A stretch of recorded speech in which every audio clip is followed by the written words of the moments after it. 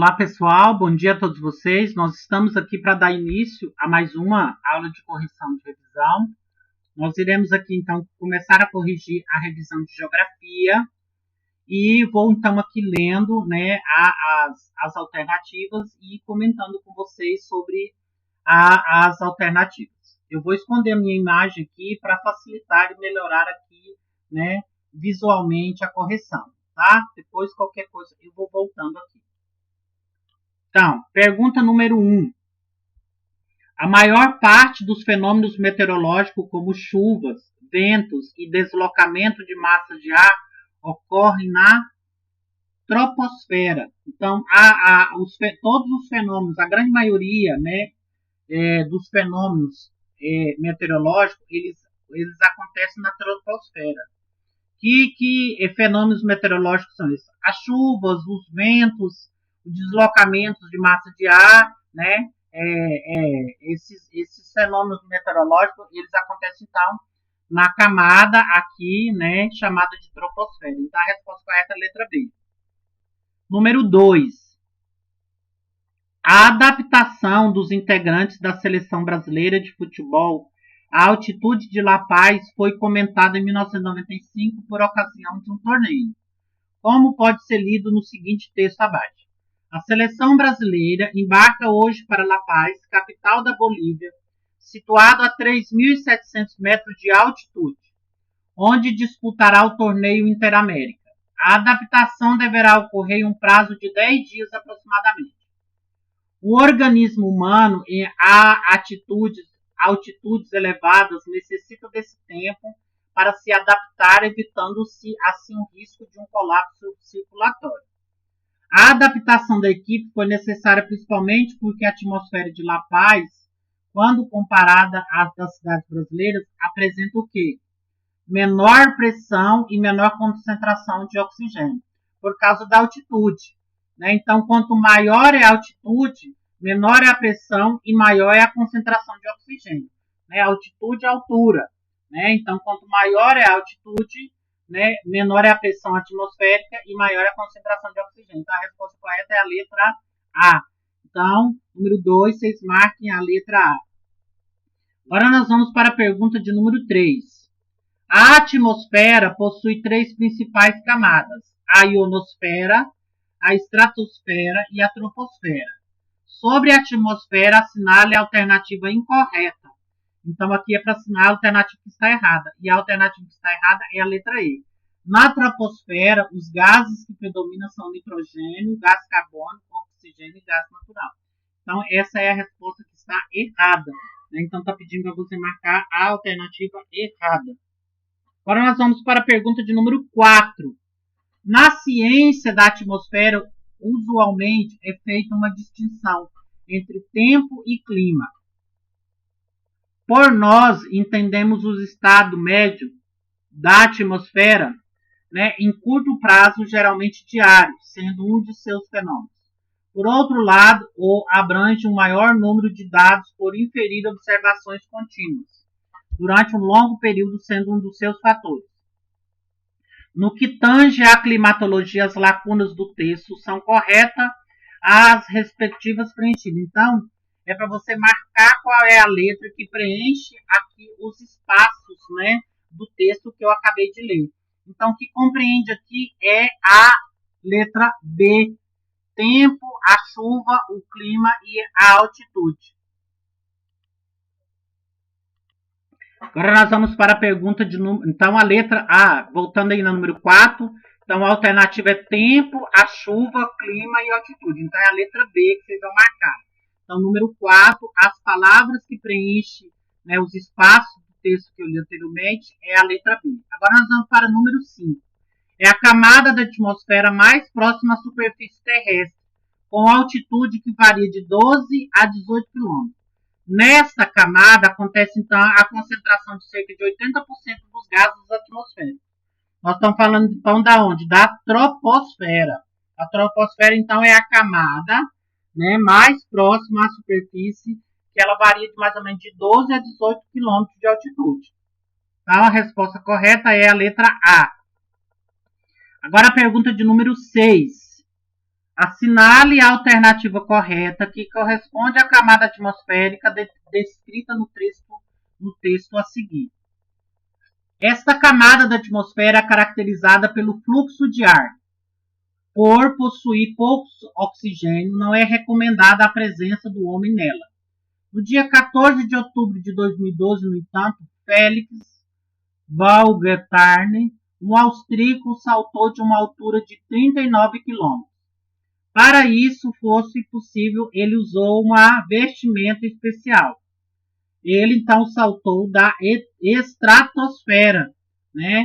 Aí no dia 14 de outubro de 2012, né?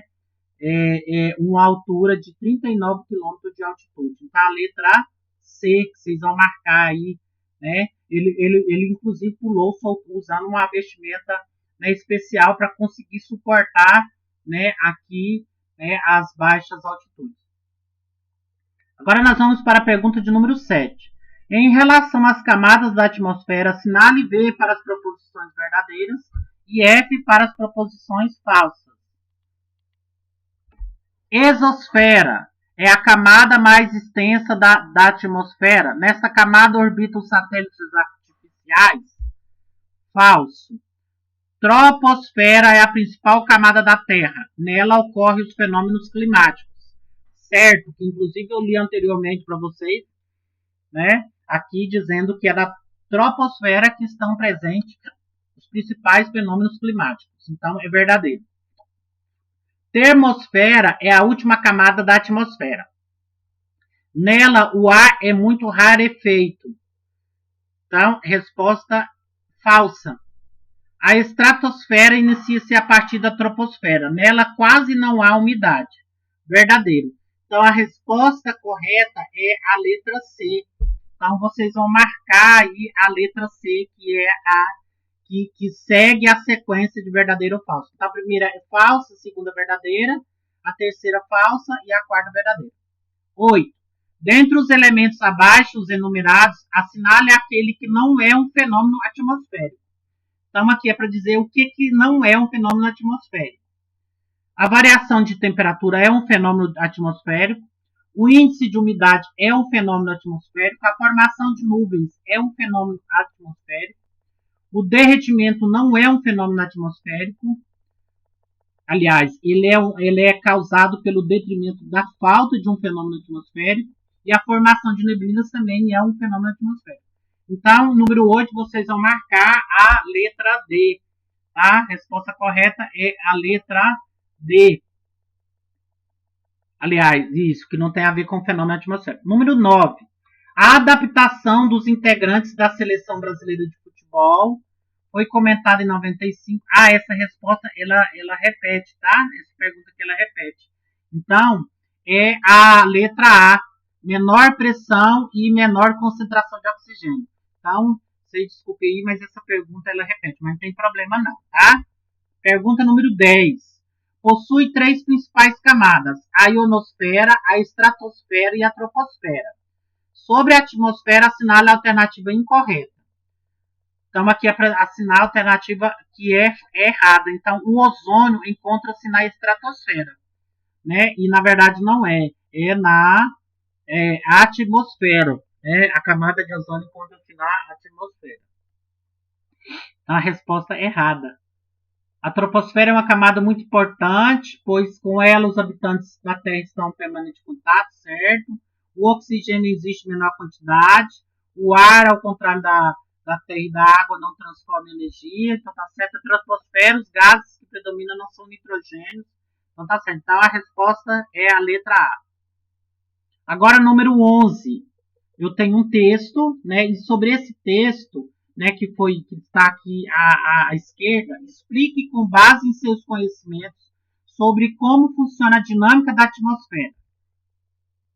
Porque o texto afirma que apenas as regiões de maior altitude apresentam risco de formação de geadas. É importante observar primeiramente que, de acordo com a leitura do texto, os locais onde há risco de formação de geadas são aqueles locais, gente, onde a temperatura está em menor, né, as dos demais locais. Então, o risco de acontecer geadas, né, em determinados locais, quando a temperatura ela é menor do que os outros locais.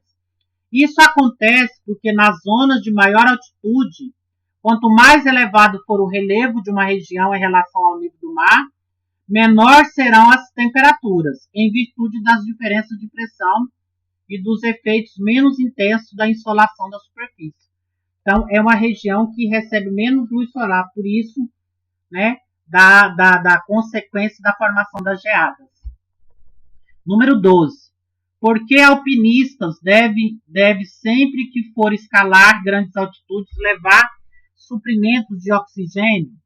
Por quê, gente? Porque à medida que a altitude vai aumentando, vai diminuindo a quantidade de oxigênio. Por isso, os alpinistas que vão escalar montanhas de elevadas altitudes devem levar oxigênio para não ficar com falta de ar a cada vez, né, aqui que sobe. Então, quanto maior a altitude, menos oxigênio tem. Por isso, da necessidade, então, de levar oxigênio aqui, né, ao se fazer uma escalada. 13. O que pode ocorrer na Terra com a diminuição da camada de ozônio? A contribuição para o aquecimento global, a diminuição da camada de ozônio, o aumento da quantidade dos raios UV, os raios ultravioletas, que podem contribuir para a aceleração do aquecimento global. Então, isso que pode ocorrer, né, com a diminuição da camada de ozônio. E o aquecimento global tem contribuído, né, para a diminuição aí, né, da formação da camada de ozônio e acelerando o aquecimento global. 14. O ar que caracteriza por se concentrar em grandes quantidades no pequeno espaço denomina-se ar comprimido, né? Então, é o ar que está concentrado em pequenos espaços. Número 15. A água utilizada para os mais diversos fins não provém apenas dos reservatórios aquáticos que se podem ver, os rios, lagos, lagoas, etc. Mas também faz parte dos recursos hídricos, os aquíferos, importantes reservatórios subterrâneos, que são responsáveis pelo armazenamento da maior parte da água doce disponível para o consumo humano. Aí, número 15 é para vocês responder o que é um aquífero. Um aquífero, gente, é um grande reservatório subterrâneo de água caracterizado por camadas ou formações geológicas permeáveis, né? Aqui em regiões, né, que a água pode ser filtrada. A sua formação se dá pela penetração ou infiltração das águas das chuvas em rochas predominantemente sedimentares, que são rochas permeáveis. A água infiltra pelos poros das rochas até encontrar uma camada de rocha de baixa permeabilidade, como argila, folhelo, rocha inígrea, etc. Contudo, também se pode falar em aquífero fissurial ou fraturado, que é aquele caracterizado pela infiltração de água através das fissuras ou fraturas de rochas cristalinas. 16. Caracterize o ciclo hidrológico e explique como as atividades humanas podem alterar o seu funcionamento. Então, o ciclo hidrológico, o ciclo da água, ele faz então o seguinte caminho. A primeira, evaporação. Na prática, a luz solar aquece e esquenta a água dos rios, mares e oceanos. Este fato contribui para o processo de evaporação da água. O vapor, por sua vez, sobe para a atmosfera. 2. Condensação. Uma vez que o vapor encontra-se na atmosfera, ocorre a formação das nuvens. Por conta do processo de condensação, as nuvens ficam carregadas. 3. Precipitação. É a própria chuva, ato de fazer chover. 4. Infiltração. É a entrada da água no solo, como ocorre nos lençóis freáticos. Por fim, gente, as atividades humanas podem alterar o funcionamento do ciclo hidrológico, né, do ciclo da água, principalmente por meio de desmatamento das áreas verdes, o que causa variação climática e poluição industrial, contribui para o aparecimento de chuvas ácidas. 17. Como o desenvolvimento da pecuária influenciou na formação do território brasileiro? De modo geral, o desenvolvimento da atividade pecuarista foi de suma importância para que territórios inóspitos fossem ocupados e que nas fronteiras extrapolasse o limite do Tratado de Tordesilhas. O avanço do gado e a formação das fazendas pelo interior determina a propriedade do princípio de UTI Thucydides, adotado a partir do século XVIII para determinar as possessões coloniais portuguesas e hispânicas na América. 18. Qual a relação existente entre o desenvolvimento da pecuária na região sul do Brasil e o início da atividade mineradora no século XVIII? O início da atividade mineradora promoveu a atração de inúmeras pessoas interessadas na exploração dos metais preciosos. Em pouco tempo, vários centros urbanos se formaram nas proximidades das minas, gerando a formação de um mercado consumidor de alimentos e produtos diversos. Por tal razão, as pastagens naturais do sul passaram a ser aproveitadas para a criação de gado e a ser consumido pela população das regiões mineradoras. Então, ao longo do tempo aqui, gente, as áreas, de pastagens aqui, foram, surgindo aqui a criação de gado, até mesmo para abastecer as regiões mineradoras, com o charque aqui, com a carne produzida através da criação de gado. 19. Descreva as diferenças existentes entre a mão de obra empregada nas lavouras de cana-de-açúcar e na pecuária colonial. Na lavoura açucareira, os senhores de engenho utilizavam da mão de obra escrava dos africanos, que atravessavam o Oceano Atlântico, subordinados a uma dura rotina de trabalho. Os escravos viviam em média entre 10 e 15 anos e não tinham nenhuma possibilidade de ascensão social. Já na pecuária continental colonial era utilizada a mão de obra livre de brancos, pobres, negros, alforriados e mestiços, além de receber uma remuneração pelo seu serviço. Esses trabalhadores tinham oportunidade de ascender socialmente ao poderem formar seus próprios rebanhos. Agora nós vamos para a pergunta 20. O poceiro operou como desbravador do território, como amassador de terra. É frequente utilizado para deslocar os grupos indígenas para avançar sobre a terra deles, desalojados pelo capital. O capital, amplamente estimulado pelo Estado, já avança sobre as terras dos poceiros e de terras indígenas. O texto refere-se às relações entre poceiros índios e empresas capitalistas, no processo aqui de ocupação da região amazônica. Com base nesse texto, responda: o que é fronteira agrícola? Fronteira agrícola, gente, é onde se dá a expansão da atividade agropecuária sobre as terras inaproveitadas. Como ocorre a sua expansão?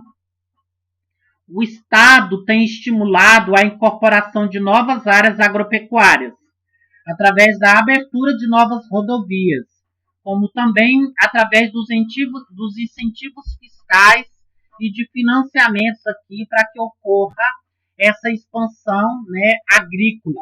Então, o Estado tem contribuído para que haja aí, essa expansão agrícola.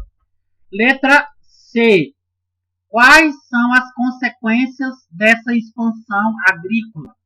Então, tem o seu lado negativo aí, para que haja a expansão da agricultura.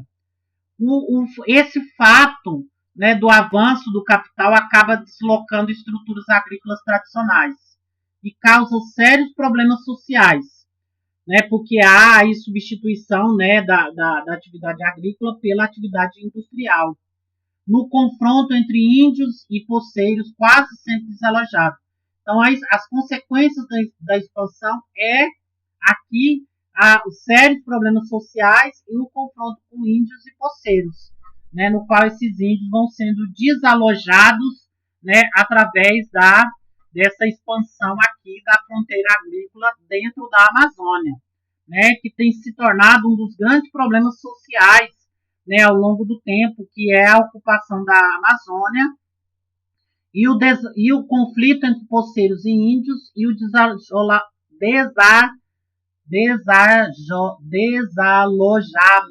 dos indígenas aqui, né, causando então um sério problema social. Então, gente, eu chego ao final de mais uma aula. Fiquem com Deus e até mais.